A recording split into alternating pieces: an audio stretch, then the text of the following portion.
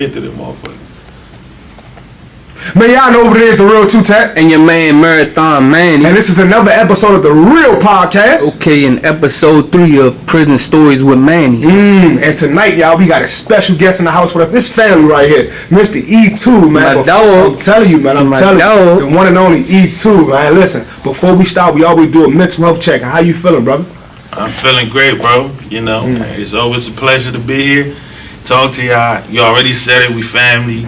You know what it is. We always talk every time. No questions. Call me. I'm in here. You know, just day to day. And I'm out here to talk about these prison stories. So, E2, talk about your story, man. What led you to go to prison or be incarcerated? Get incarcerated? Man, it all started with I saw a need. You know, I took everything as a business. So I had a lot of dudes running around here. It was a big area on. Everybody wanted guns. Everybody want to be steppers. Everybody want to be outside. And it was a shortage and a drought on guns. So I'm like, okay. You know, because I ran everything like a business.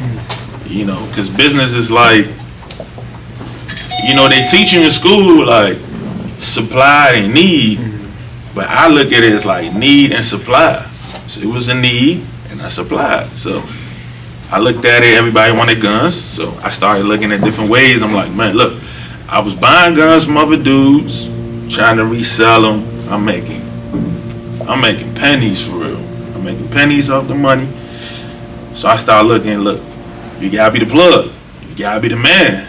You gotta be the man behind the camera. So I'm like, all right, cool. I'm like, what if I buy directly from the people that make the guns? Straight from the warehouses. So I started looking at laws, how them white people do, disclaimer, and I started looking it up. Man, I'm looking at laws, I'm like, okay, I could do that. I could work around that. I could do this. So I started buying directly from the warehouses and start flipping my profits. And I was all over the East Coast. That's what the ATF said. But I'm all over the East Coast, you know what I'm saying, getting everybody right. They got the person I was dealing with at the time, no names being mentioned. And that's what landed me in a predicament. They could only get me with a conspiracy because they ain't catch me with nothing. So they said conspiracy to gun traffic firearms. So that's what got me taken away. I got sent out Ferriton. You know, shout out to the boys out Ferriton. We had a great time, you know.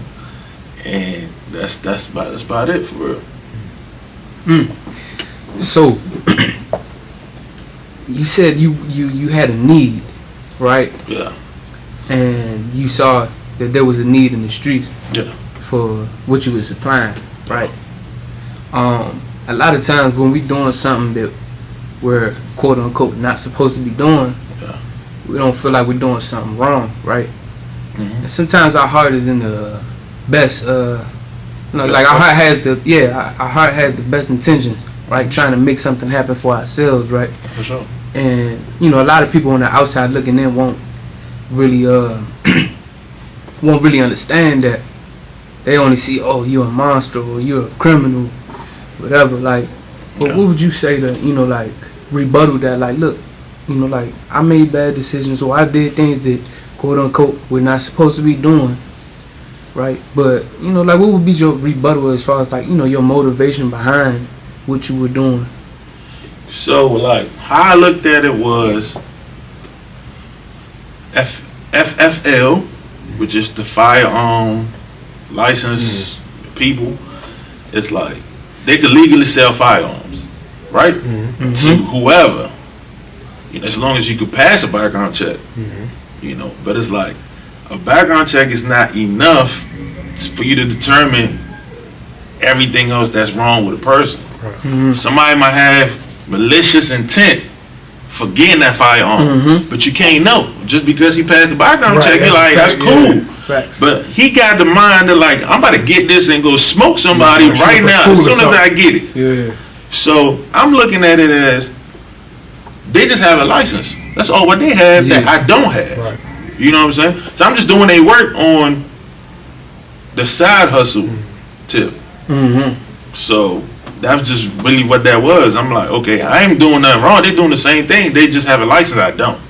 They just registered with the government. I'm not. Of course. You know, but I'm doing basically what they doing. Yeah, because that's one of the questions they asked me in court. They said, did you know that you were selling guns to felons and criminals?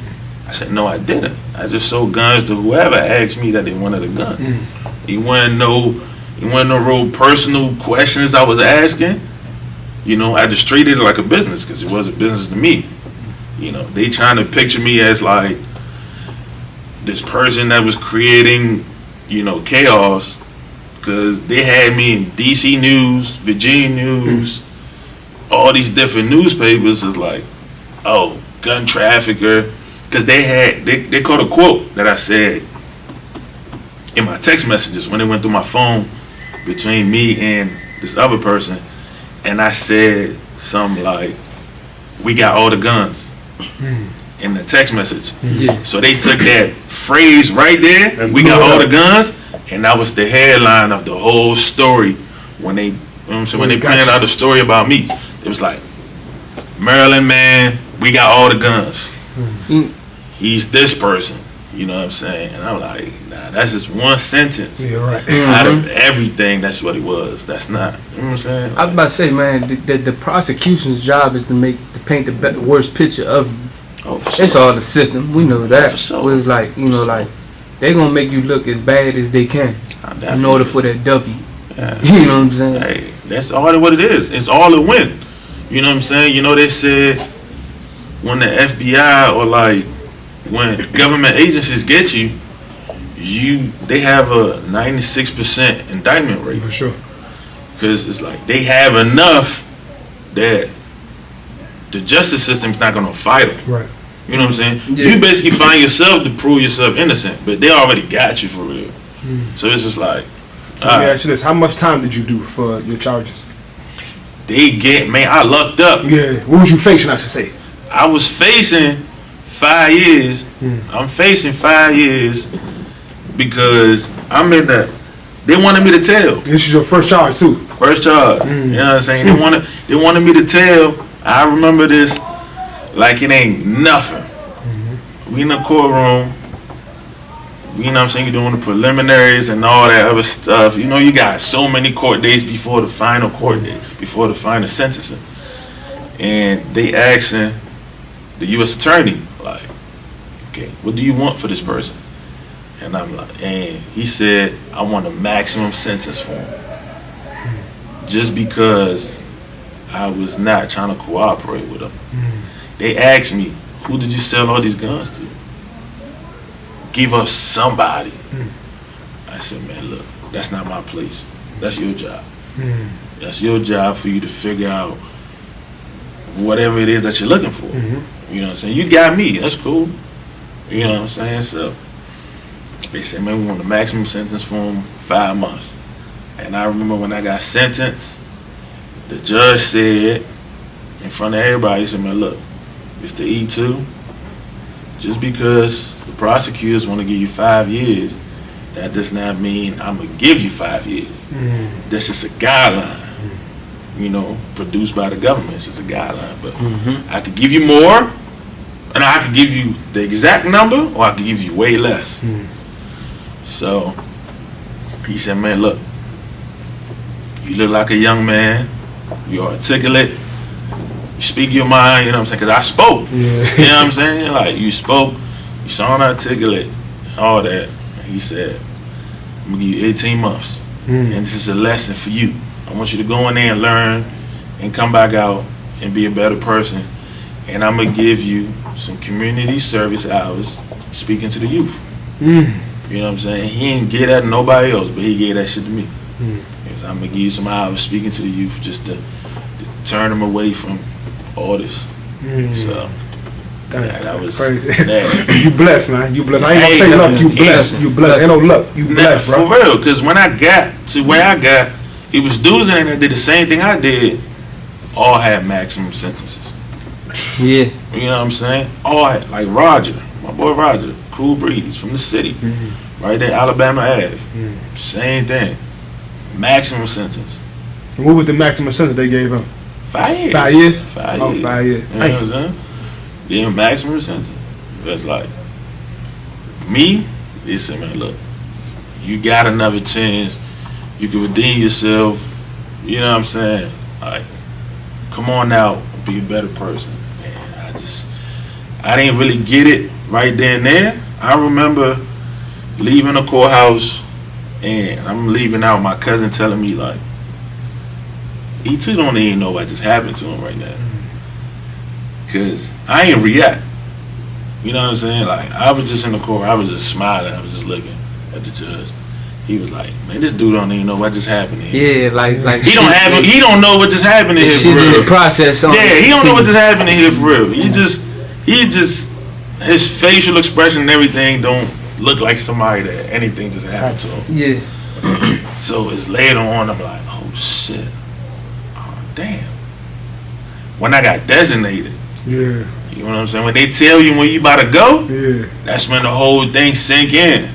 Like, hold on. Oh, That was my next shit. question. How was your first day there, man?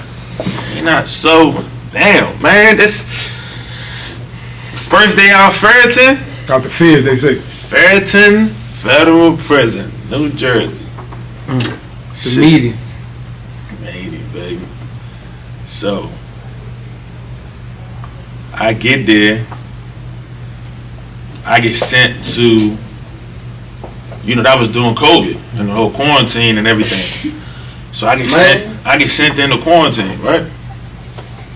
Because everybody that come in gotta go in quarantine. But then back then they didn't really know what quarantine was. They didn't know if it was 14. They didn't know if it was 21 days, 14 days, 7 days. So they sent me in there. I was supposed to do 14 days. So I get in there, you know. As soon as I walk in there, COs already trying to break you down. Cause they look at me, bro, I'm big as hell, strong dude. You know what I'm saying? I'm just talking to people crazy. It's like, man, you know what it is. Like, so they try to chop you down. Cause they already know, like, oh, he gonna be problematic. They're trying to break his spirit. So they sent me to the hole. Well, sent me to quarantine, which is basically like the hole. They send me in there. I'm supposed to be in there for 14 days. I go to the hole. I don't get no blanket, no toothbrush, no spoon, nothing. They ain't give me nothing. They just dragging you for Yeah, they ain't give me nothing. They just put me in the cell. Blast AC in that jump. Blasting AC. I'm cold as hell in there. COs coming in, looking at the window like, yeah. Got you. Yeah, they trying to break you. Yeah, they trying to do shit to break you. They looking at me hurt. They looking at me hurt because I mean they cold. It's cold as hell. Hell yeah. But this is like I went in August, so this is August going to winter. So that's like, yeah, nah, he cold as shit in there. Yeah, just like that. That's what we wanted. They give me food, no nothing. No utensils, no He ain't with my hands, bro. He ain't with my hands, and I was just like, damn. Okay, I'm like, that's what y'all want to do. That's cool. You feel me? I ain't even tripping. I ain't never forget this lady, Miss Williams. She came in like the third week or the second week, and she was just walking past. She was like, "Oh, you new here?" I'm like, "Yeah." And she was like, "Why you ain't got no blanket? Why? What's going on?" I'm like, "They ain't never gave me one." She was like, "They ain't give you no blanket?" I'm like, "Yeah." So I started telling them, like, they ain't give me no blanket, they ain't give me no fork, they ain't give me no toothbrush. I ain't even go to commissary. They wasn't getting my commissary. She was like, nah, this is unacceptable. They shouldn't do you like this. So I'm like, man, that's how they did me though. You know what I'm saying? The whole 3 weeks, that's how they did me. She was more human. She was more human than everybody else. Police. Yeah. She's more human than all of them. So she did that. And she went and brought all them things to me. Brought all of that. She was like, here go the commissary. Go ahead and fill it out right now and get, you know what I'm saying, get some stuff that you need. So she got that for me. then for some reason it kept me in there. So I stayed in quarantine. I was already in there for 3 weeks. I stayed in there for another 3 weeks. Damn, they just like they didn't give you no explanation, no like, none of that, Like right? she would come to me, she was like, "Your paperwork is just not processing. They're just not trying to let you through." Like she would just tell like me, like they could do shit like this and have no real reason. no real reason. With like they just You and can't sometimes question they them. not trying to do their job. Yeah, like he said, bro. Like You can't in question bed, bro. They take power from you. You know, you don't have no Strip you away from everything. hell yeah. Oh no, they want Treat you you. like an animal for real, for real. Oh no, they want bullshit. They want Real you shit. to know you have no decision making. Sure, yeah. In here, they really want you to know that. I remember one time I was on the phone with my mom, just to divert back and come back to the story. I'm on the phone with my mom's, and she was like, "You can't complain to anybody." I said, "Man, who you gonna complain to in the BOP?" I like, you know what I'm saying? It's a whole institution. You You can't can even talk to the warden. No. Yeah, you can't even talk about, oh, let me talk to this prison. You just gotta call it the whole BOP, I'm telling you. because the whole BOP does not care about you. It's corrupt in a way. Oh yeah, Fuck they don't yeah. care about you, bro. They don't care that at all. system is not made to make you better. Oh nah, they're not there for you to win. No You're not- rehabilitation. Yo, you're No, not winning, fuck bro. no. You're not winning. No, you like listen. You don't get incentivized for doing good, right? Yeah. But No. but quickly you will get punished for fucking up. Quit. They ship you, put you in a hole. They Man, not look. looking for you to do no good. Man, there's people that took mad classes trying to bring their points down. 'Cause you know, prison got a point system, and with that point system, your levels go down and you get shipped, or you could go home early, or whatever the case is. So I know a lot of people, points and everything, they wouldn't even register. They won't register the points. And they used to go argue with the case manager like, "Yo, I just took barbering classes. I just took whatever class. Like, yo, bring my points down. Sure. I'm a maximum right now. Bring me down to a medium." Some Like, people it take them 5 years to get you know 3 what I'm points saying? taken off. But then, And 3 as soon points as you be all get different. caught, as soon as you get caught with contraband, well, yeah, out of None of that there. stuff even matter. Oh man, man, as soon as you get caught with contraband, they might ship you to a pen. Penitentiary. Dang, You From, out of from a there. low, I done seen people go from a low to a penitentiary. Yeah. You know what I'm Like, saying? Let me. What is the differences between a low and a penitentiary? I mean, the real difference is between like all the lower end prisons. Like low and medium, kind of the same.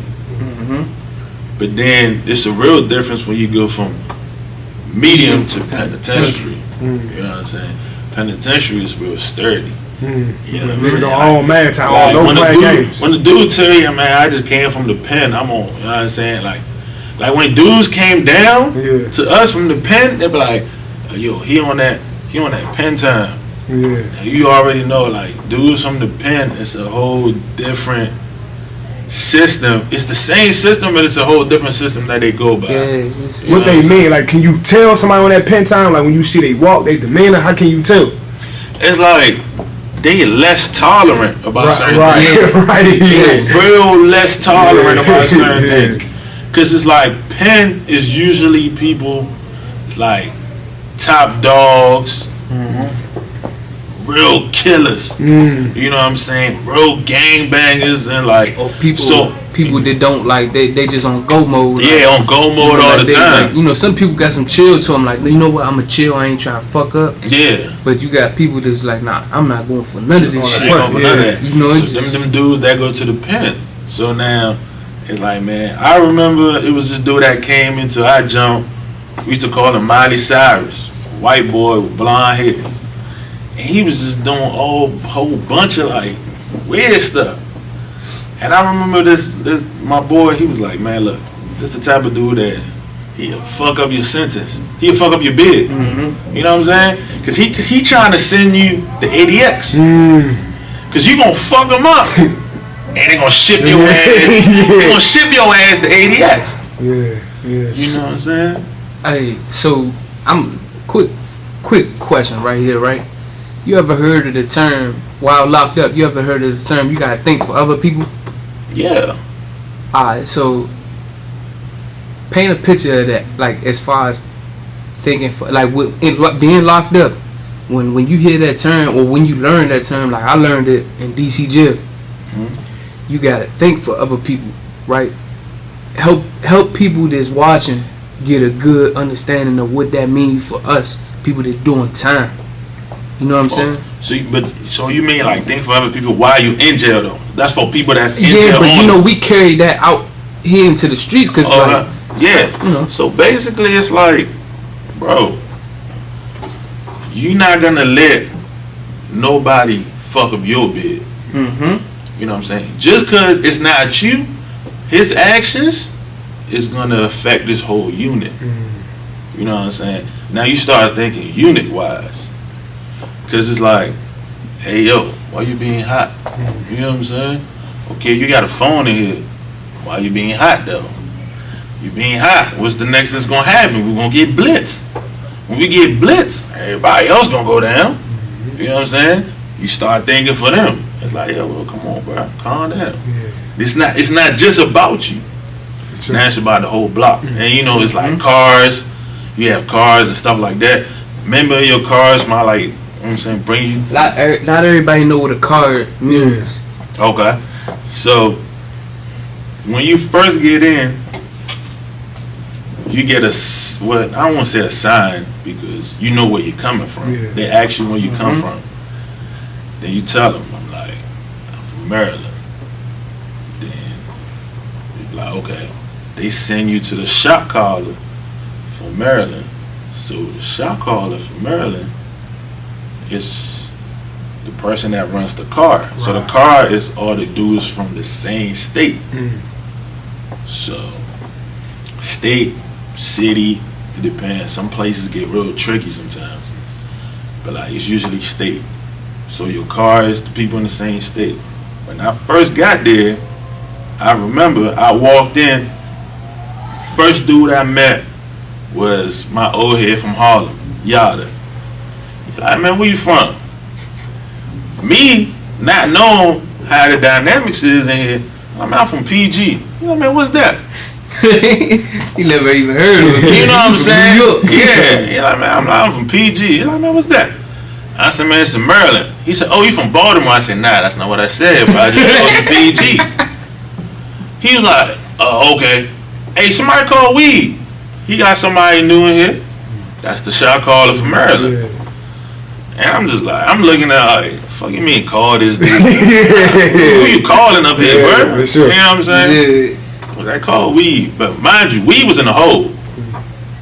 Weed was in the hole at that time. You know what I'm saying? He from Baltimore, because Baltimore really be running a Maryland car in the feds for real.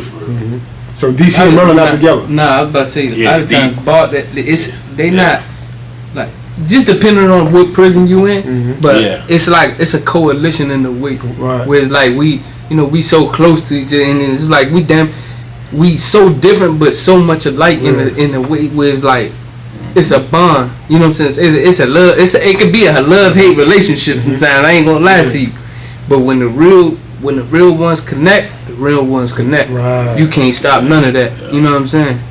Yeah, that's exactly.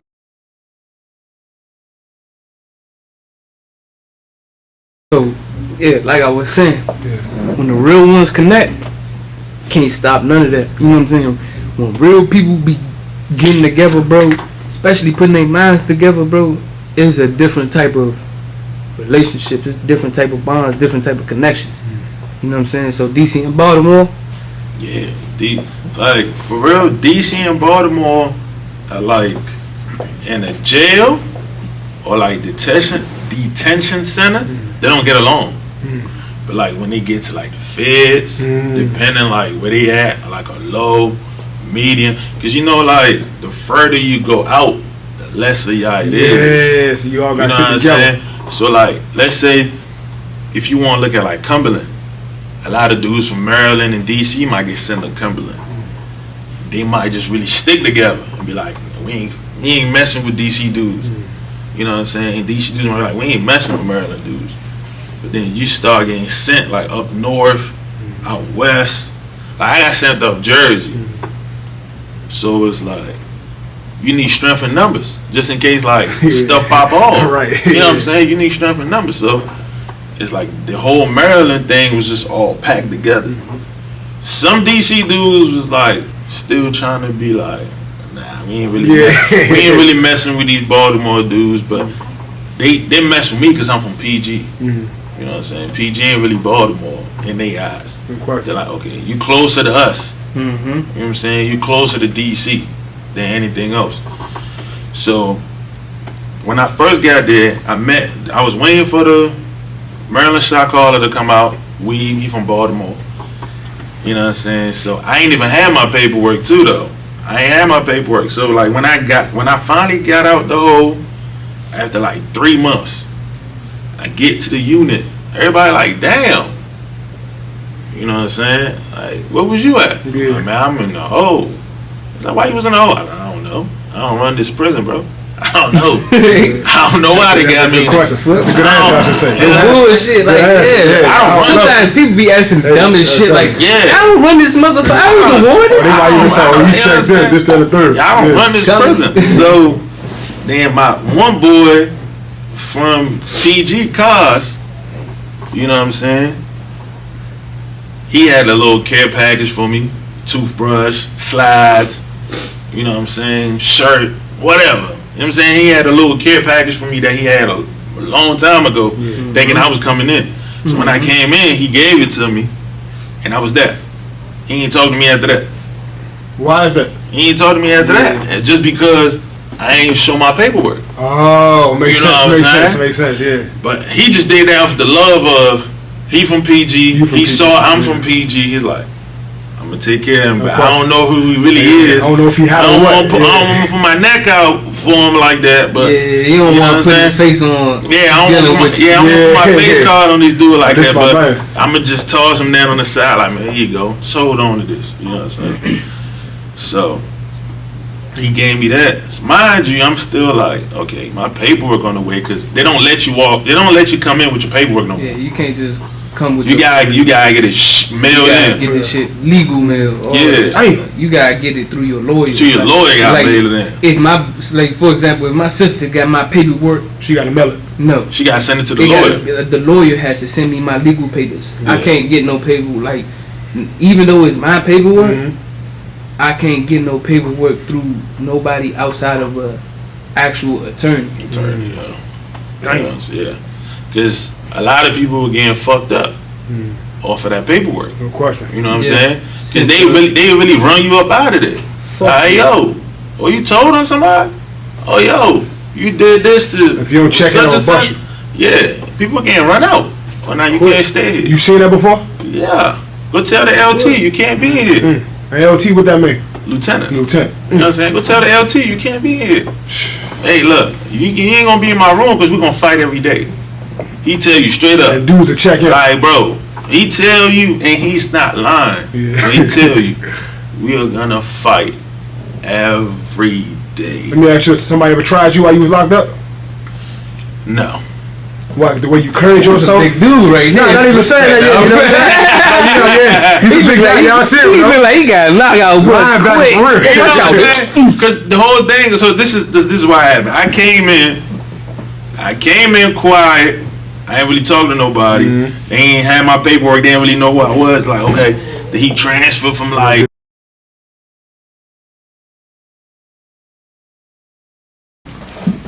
We were talking about, have you been tried in jail before?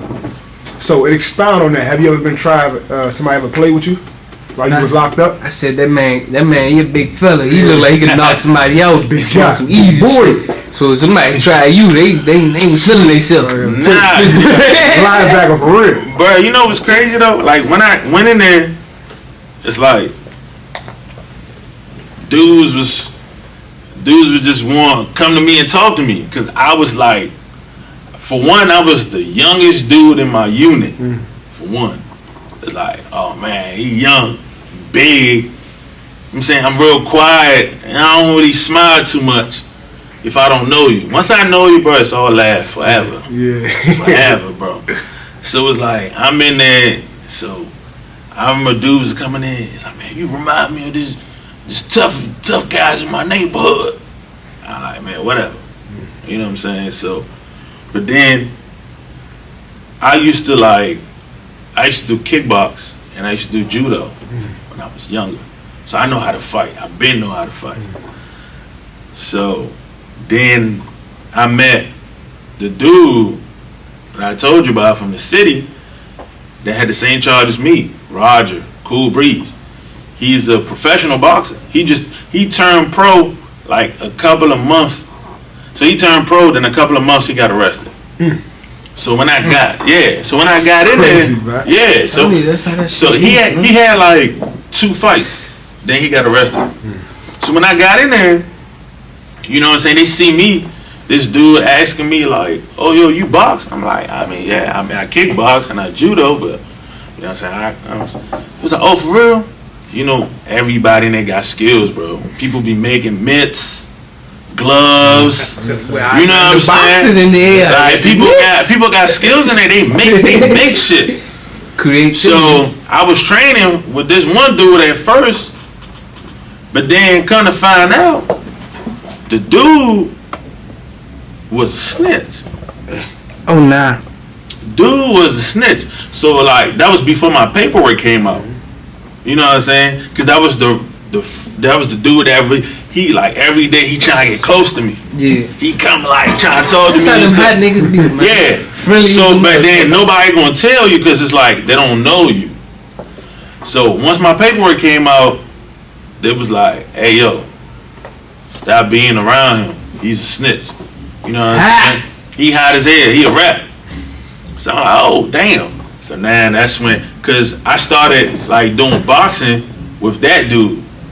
But the dude Roger, he been watching me. He was like, oh man, this dude he could throw. Like he just like. So Roger seen me. After that he was like, hey, what's up, Cool Breeze? That's exactly how you talk. What's up, Cool Breeze? He was like, what you box? I'm like, man, you know what I'm saying? I just do a little something. He was like, okay. What you gonna do when you get out of here? I'm like, nothing. He was like, you should box. I'm like, yeah. I mean, if I get trained, he said, don't worry about it, Cool Breeze. I got you. And that's just how he started training me. You know what I'm saying? So he started training me. He made the mitts. He made the gloves. You know what I'm saying? He teaching me combos, 1, 2, 3, all that shit, 5, 6, 7. He teaching me all that shit. So I'm getting sharp. Now niggas is seeing me throwing combos. They're like, oh, he big and he fast. Oh nah, we ain't fucking with this dude. That's over with. We ain't fucking with this dude. And that's when like niggas didn't really want to try me like that. Yeah, right. You know what I'm saying? That's how he got the way it was. So let me ask you this, man. How did you get to your prison days, man? Like, who kept you motivated during your sentence, man? Because it was your first time being locked up, man. You know, I thought you did 18 months. But I know it was still, being incarcerated is still stressful. You know what I'm saying? Who kept me motivated? I would say, before I went in, my niece was born.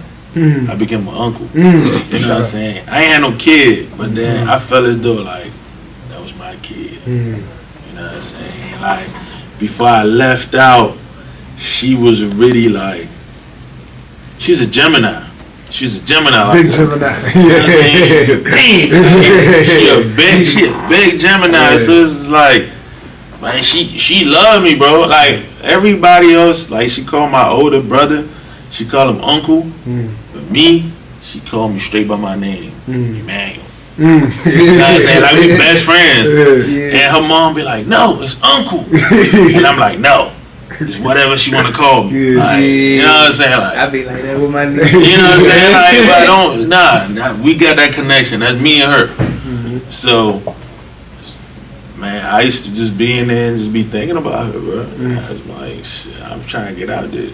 Yeah, I'm trying to see her. You know what I'm saying? When I left, she was a little baby. Now she running around talking shit. You know what I'm saying? So it's like, it is what it is.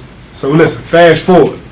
You being released from prison, man. How did you feel, man? How did you feel the night before till when you woke up in the morning, you walking out the doors, whatever time you left out? Man, you know what's crazy? Like, I think last podcast I said something about this, and like, this dude, he had just came in and he told me, he said, man, look, I don't know you, I don't know where you from and none of that, but I had a dream about you. you're gonna get released early. Like everything that's happening to you right now is a test by God, and He wants you to know when you get out, don't do the same thing you was doing. Because if you do the same thing, you're gonna come back here for a long time, and you ain't never gonna come out. And he was like, you're gonna get released early. You know what I'm saying? So I like, he told me this, John, this like November.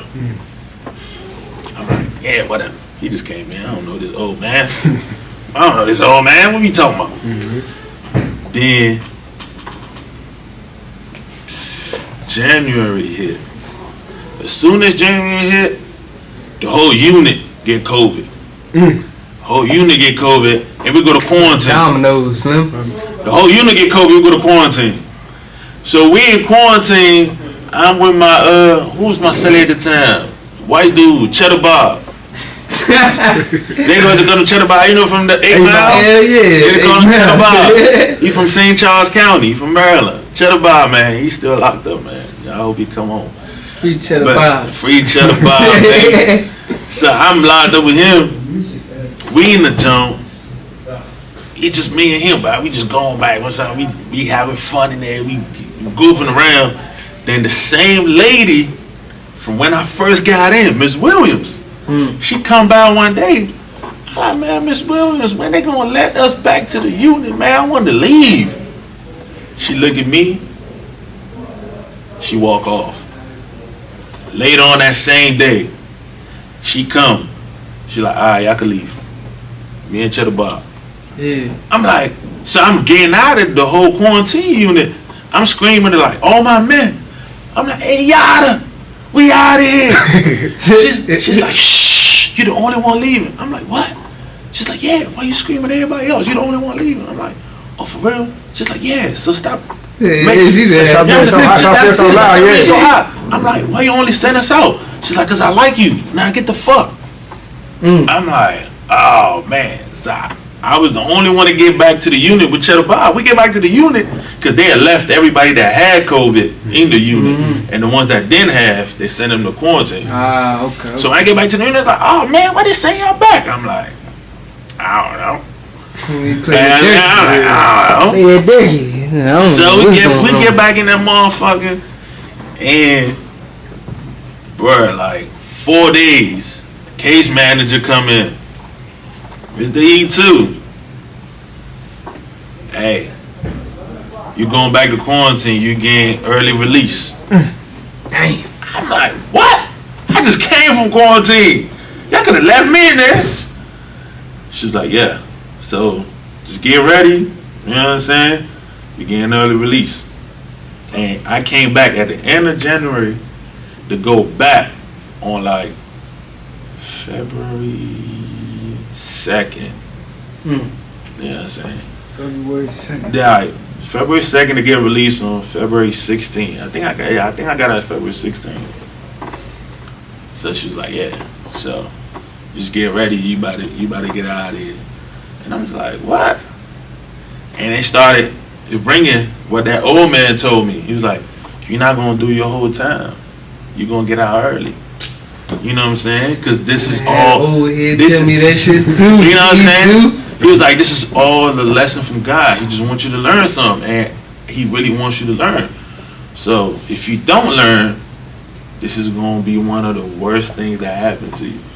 You know what I'm saying? You're gonna be back in here now for a longer time. So now, so I'm going back to quarantine, about to get released. I'm like, man, old man Philip was right. Man was right for real. So I'm sitting in that joint like, okay, alright.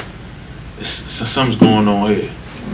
You know what I'm saying? You can't let divine interventions just go by just willy-nilly. And not even acknowledge. You know what I'm saying? So that's when I'm like, shit. Came out, and that's all we wrote. You know what I'm saying? But like I wasn't supposed to be out till like the end of fucking October. But I came out in February. Now let me ask you this. With divine intervention in the conversation, right? Cause I'm pretty sure that moment hit you was like, hold up, I got purpose it's something. You know, God want me to do something. God, you know, God has a purpose for me, right? It's like I want to go out here and I want to do good, right? But it's like coming from the environments we come from, a lot of times it's like we don't know how or what direction they're looking or what direction they're going to start doing good, right?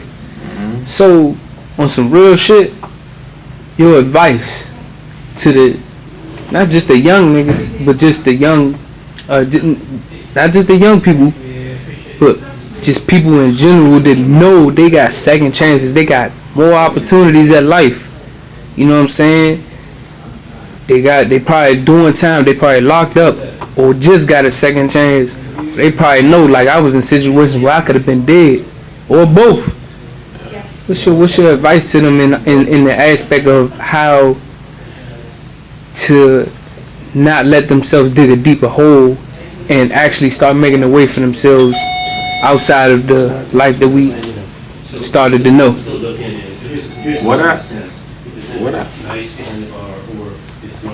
So what I say about that is, when you start accepting your purpose and realizing that you have some type of influence, you know what I'm saying? Because sometimes you might not think you have a voice or like people care what you say or what you do. Yeah. But then all you need is like one person to tell you, like, damn, bro, I remember when you told me this. Then you be like, hold on, people listen to me? You know what I'm saying? So when you get that one person that tell you, oh, but I remember when you told me, 'cause I remember when I was locked up, this one dude, he told me about a conversation I had with him one time in a car.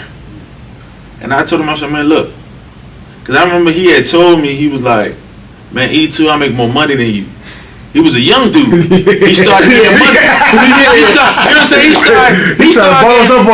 started getting money, so he was around people. Yeah. He's like, man, E2, I make more money than you.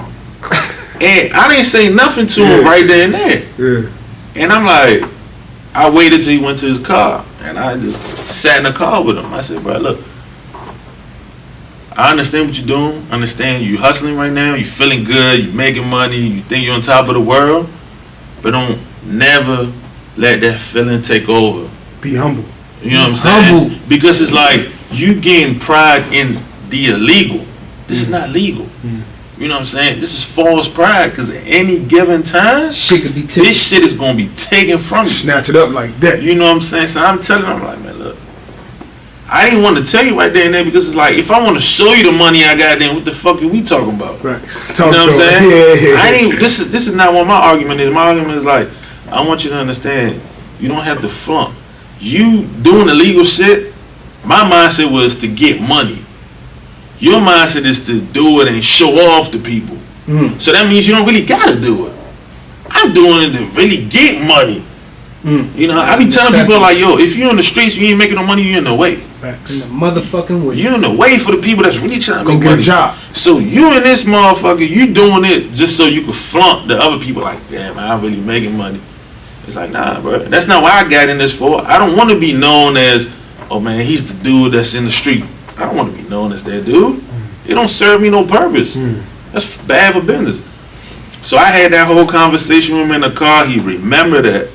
And when I made my IG in prison, he hit me up. He was like, hey, bro, there's 2 racks. He sent me 2 racks. He's like, man, there's 2 racks right here, bro, just for that conversation that you told me in the car. I never forgot that. And that shit really touched my heart. Shout out, man. Shout out to That him. shit really touched my heart. And I'm like, hey, man, Lil Mike.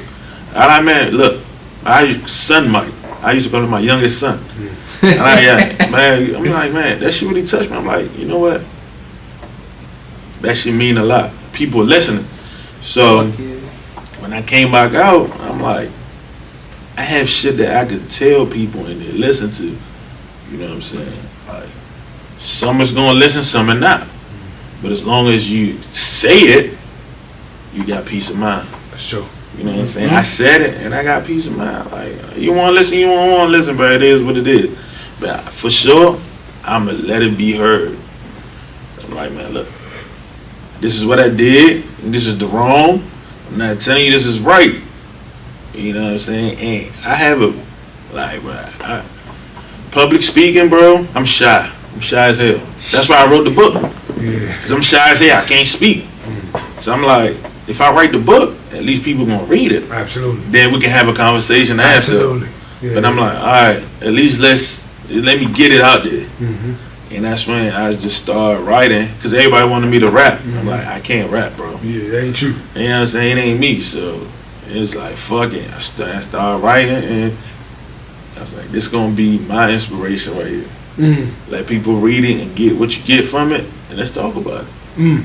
So if people want your book, how can they find it? Where is it at? Amazon? Like, do you have a particular website people can? Yeah, man. Amazon say they want to publish your boy. I'm on Amazon, man. Look me up, Emmanuel E2.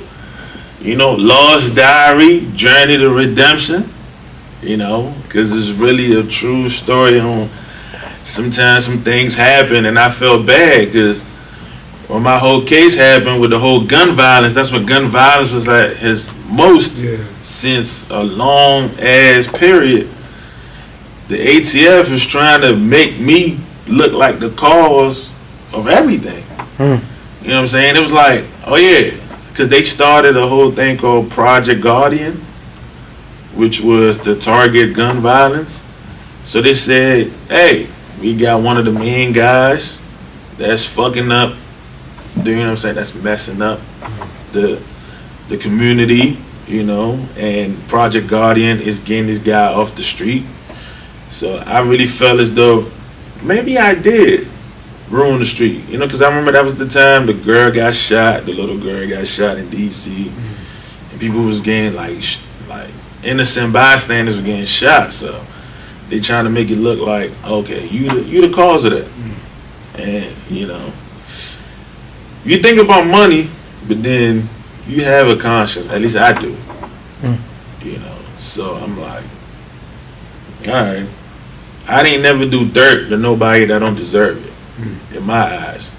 Now, when you start doing dirt to bystanders, it's like, when you start hearing it, it's like, okay, did I cause that?